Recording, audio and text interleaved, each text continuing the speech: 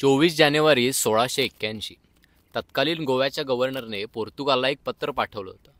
त्या पत्रात शिवाजी महाराजांबद्दल एक रंजक निरीक्षण नोंदवले. हे पत्र आंतोनियो पाईस दी सांदे याने लिहिले.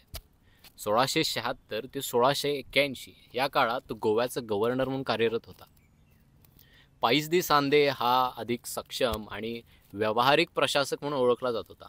पण तरीही त्याने शिवाजी महाराजांविषयी जी भीती व्यक्त केली व नोंदवले ती आपण दखल घेण्यासारखी आहे. आपण आता पत्राच्या मजकुराकडे वळूया. मूळ पत्र पोर्चुगीजमध्ये आहे.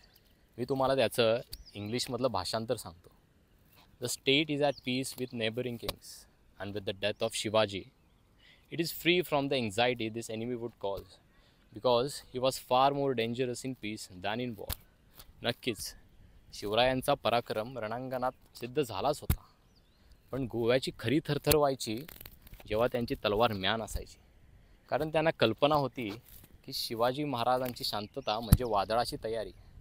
आणि ह्या काळातच, या शांततेच्या काळातच शिवाजी महाराज मुत्सद्दी योजना आखून एक आढळ स्वराज्य निर्माण करत होते.